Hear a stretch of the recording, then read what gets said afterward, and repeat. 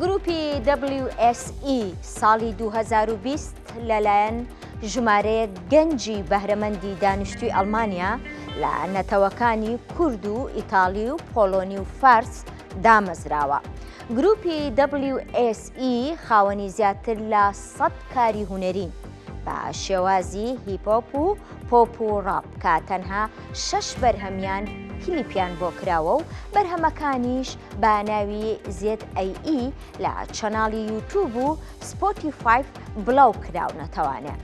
گروپی WSE سەردانی هەرێمی کوردستانیان کردووە بۆ تۆمارکردنی 4 بەرهەمی نوێ لە شاری هەولێر لەگەڵ هونەرمەندی میوزیسیان ئەفشین شکوری و یەکێک لە بەرهەمەکانیان تایبەتە بە کوردستان و خەباتی نەبراوەی گەلەکەمان و خوێنی شەهیدان و قارەمانێتی هێزی پێشمەرگە.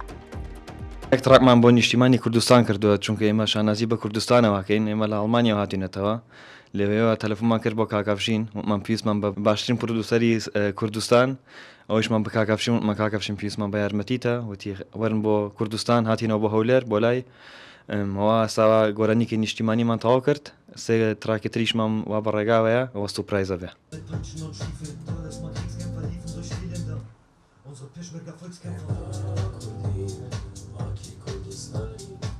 Ein Kapitän besonderen Kinder mit Peitschen und Stiefeln. Talisman Kriegskämpfer liefen durch viele Länder. Unsere Peschberger Volkskämpfer.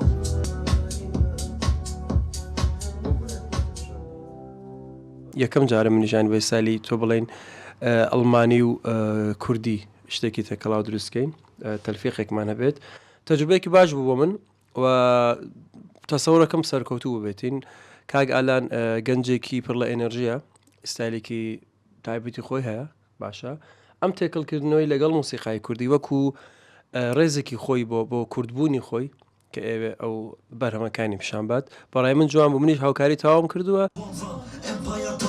Mein Herz reißt in Stücke, ich weiß, dass du gerade trauerst. Meine Seele sehnt sich nach dir, bin kaputt und bin frustriert. Ich wollte nur auf dich aufpassen, ich wollte dich nicht verlieren. Bist du wohl tot? Wanza, Empire Tower. Mein Herz reißt in Stücke, ich weiß, dass du gerade trauerst. Meine Seele sehnt sich nach dir, bin kaputt und bin frustriert. Ich wollte nur auf dich aufpassen, ich wollte dich nicht verlieren.